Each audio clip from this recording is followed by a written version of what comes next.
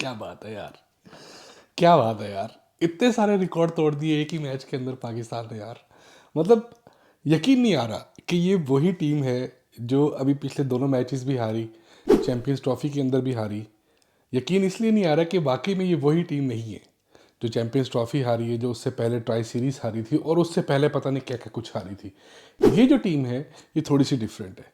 ये यंगस्टर्स की टीम है, और अगर कहा जाए तो ये वो टीम है जो नौजवान नस्ल की टीम है जिसने मुझे लगता है कि क्रिकेट की अब बागडोर संभाल ली है आगे। और यही वो इंटेंट था जिसका हम बड़े अरसे से इंतज़ार कर रहे थे। मतलब ऐसी क्रिकेट देखने को पहले कभी नहीं मिली यार। मुझे पाकिस्तान की T20 के अंदर इतनी ज़बरदस्त क्रिकेट देखने को कभी नहीं मिली। पाकिस्तान ने बहुत सारे मैचेस जीते हैं T20 के अंदर, बड़ी बड़ी टीम्स के खिलाफ जीते हैं, लेकिन जिस तरह से ये वाला पाकिस्तान ने मैच जीता है ना, ये आपको कम ही देखने को मिलता है। और स्पेशली जिस तरह से ब्रेव क्रिकेट खेली गई है पाकिस्तान ने। शायद 10 ओवर्स के अंदर 125 स्कोर था मेरे ख्याल से, और 6 ओवर्स के अंदर 74-75 रन थे, और उस वक्त कोई विकेट नहीं गिरी थी। और कोई 8-10 साल पहले शायद ये वाली सिचुएशन आई थी कि 73-74 रन के ऊपर कोई विकेट ना गिरी हो पाकिस्तान की, और पाकिस्तान ने वो रिकॉर्ड तोड़ा। हालांकि उसके फ़ौरन बाद ही जो मोहम्मद हारिस थे वो आउट हो गए, कैच आउट हो गए। उन्होंने एक शॉट खेलने की कोशिश की, लेकिन जिस तरह का वो एक स्टार्ट दे गए थे, को 20-21 गेंदों के ऊपर उनका 41-42 रन था, और साथ में जिस तरह नवाज उनके साथ बैटिंग कर रहे थे, मुझे लगता है कि अब हमें इसी तरह के प्लेयर्स की ज़रूरत पड़ेगी।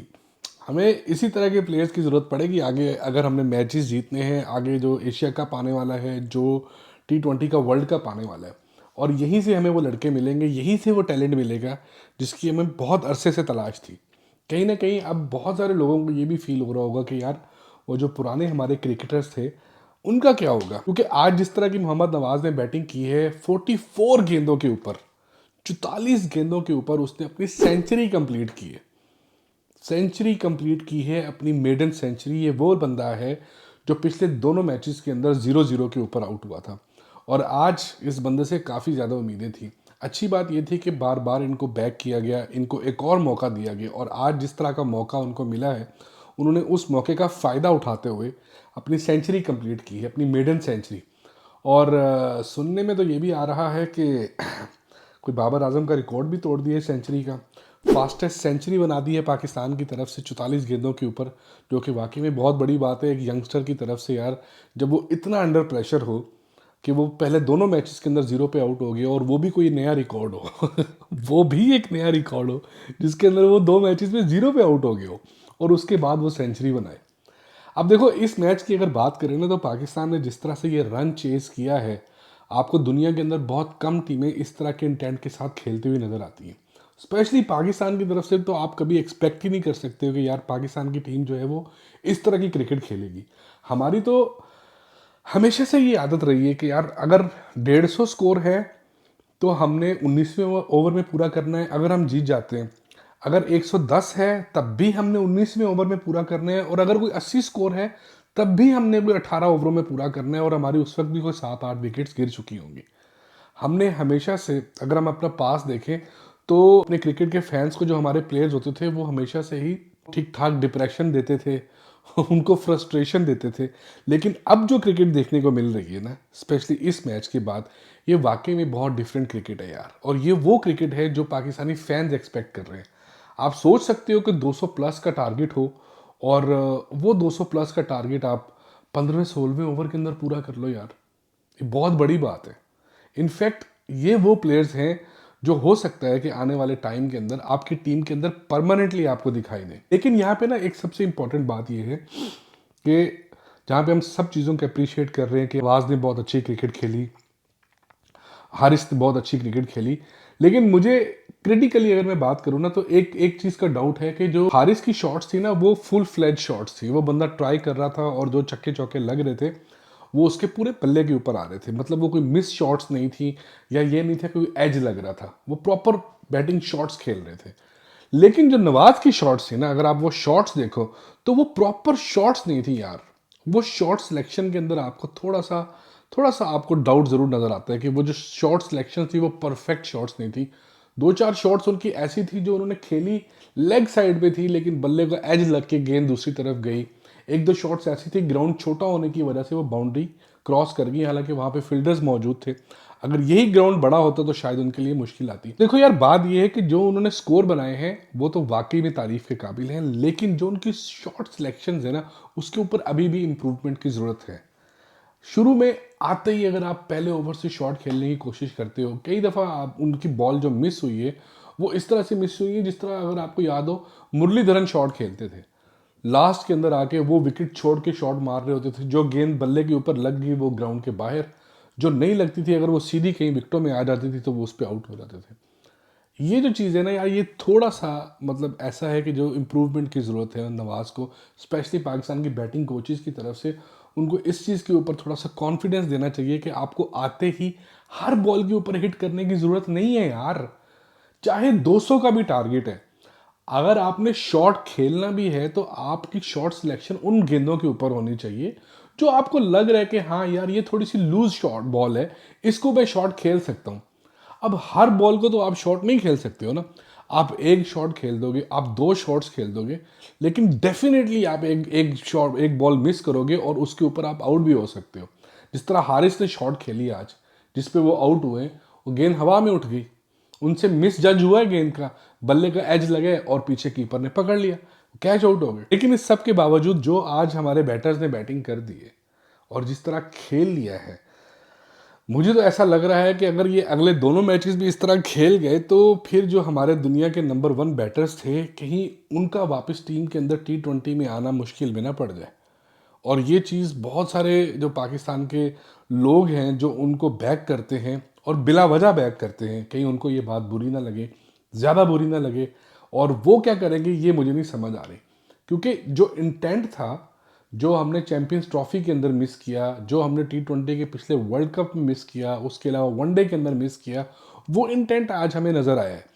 कहीं ना कहीं ये बात ज़रूर मानने की है कि यार चलो जैसा भी था, इन लड़कों ने खेलने की कोशिश तो की है ना।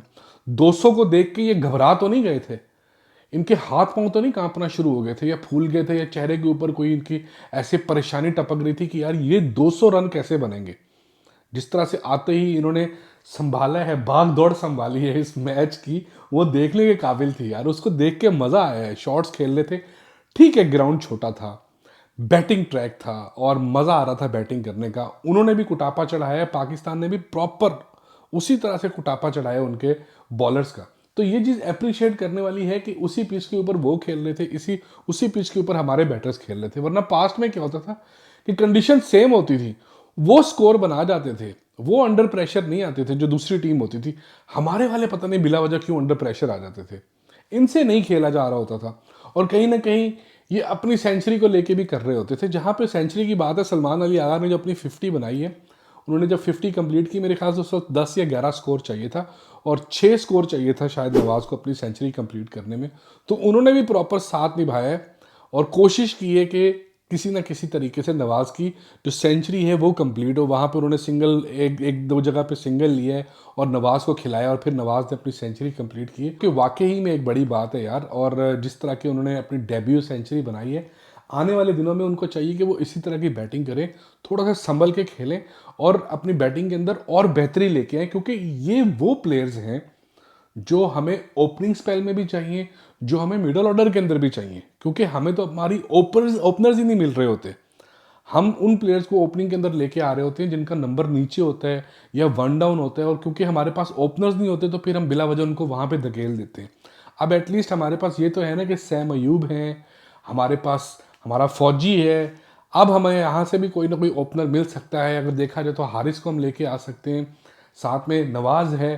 तो ये चीज़ पाकिस्तान के लिए बड़ी इंपॉर्टेंट होगी कि यहाँ से लड़कों को तैयार करके आगे आने वाले जो T20 के टूर्नामेंट्स हैं, स्पेशली एशिया कप और फिर जो वर्ल्ड कप आने वाला है, उसके लिए टीम एक भरपूर तरीके से बनाई जाए और T20 के जो प्लेयर्स हैं ना, इनको ज़रा बाकी फॉर्मेट से अलग किया जाए और यहीं से ये खिलाड़ी जो हैं वो पाकिस्तान के लिए फिर आगे बेहतर मैचेस खेल के परफॉर्म करते हुए आपको नजर आएंगे। लेकिन लास्ट में भाई मज़ा आया इस मैच को देखने का, अनएक्सपेक्टेड मैच था। हम ये सीरीज तकरीबन हार गए थे 2-0 से, 2-0 से हम ये सीरीज हार गए थे, आप मानो या ना मानो। लेकिन ये जिस तरह इन्होंने आज मैच जीता है और 2-1 किया है, एक दफे इन्होंने हल्का सा झटका जरूर लगाया न्यूजीलैंड को, और वो अब ये सोच रहे होंगे कि यार अब आने वाले जो 2 मैचेस हैं उसके अंदर ये हमारे साथ क्या करेंगे। तो वो जो सांसें उखड़ गई थी इस T20 की सीरीज से, हम हार गए थे एक दफ़ा, वो सांसें आहिस्ता आहिस्ता बहाल हो गई हैं। देखना ये है कि क्या ये परफॉर्मेंस जो है वो सिर्फ एक मैच तक है, या ये आने वाले अगले जितने भी मैचेस हैं उसके अंदर भी हमें देखने को मिलेगी। क्योंकि मसला ये है ना यार, हमारी कौम जो है ना वो बहुत जज्बाती है। हम क्रिकेट को लेके बहुत ज़्यादा जज्बाती हो जाते हैं। जैसे कोई एक मैच या एक प्लेयर एक दो मैचेस के अंदर परफॉर्म करते हैं, सबसे पहले हम उसका कंपैरिजन स्टार्ट करते हैं बाकी दुनिया के प्लेयर्स के साथ, और साथ में हम कहते हैं लो जी, क्रिकेट की हमारी जो थी वो वापसी हो गई है, जो हमारी बुरी क्रिकेट हो रही थी अब उसके अंदर बेहतरी आ गई है। आपको याद होगा, मैं ज़्यादा पास्ट में नहीं जाता हूँ, जो मैच पाकिस्तान ने साउथ अफ्रीका के खिलाफ जीता था, जो पाकिस्तान के अंदर ट्राई सीरीज हो रही थी, पाकिस्तान ने बहुत ज़बरदस्त खेला था उस मैच के अंदर। और रिजवान मेरे ख्याल से उसके अंदर बैटिंग की थी उन्होंने, और पाकिस्तान ने वो बाद में बैटिंग करते हुए मैच जीता था। तो उस वक्त ऐसा लग रहा था लो जी, अब पाकिस्तान की टीम जो है ना वो भरपूर टीम है, एक ज़बरदस्त टीम है, और आगे जो आने वाला जो एशिया जो चैंपियंस ट्रॉफी है इसके अंदर पाकिस्तान की टीम बहुत ज़बरदस्त खेलेगी। और उसके बाद फिर हम दोबारा से न्यूजीलैंड से हारे, फिर हम चैंपियंस ट्रॉफी से भी बाहर हो गए। तो एक मैच के ऊपर कभी भी अपनी जजमेंट नहीं देनी, स्पेशली पाकिस्तान की टीम को लेके। इनका कोई भरोसा नहीं है, इनके ऊपर आंखें बंद करके कभी ट्रस्ट नहीं करना। इनको देखना है, इनको परखना है और बार बार परखना है, और उसके बाद इनके ऊपर आंखें बंद करके यकीन करना है। तो ये एक मैच हुआ है, अच्छा हुआ है, देखते हैं अगले दोनों मैचेस के अंदर ये अब क्या करते हैं हमारे साथ।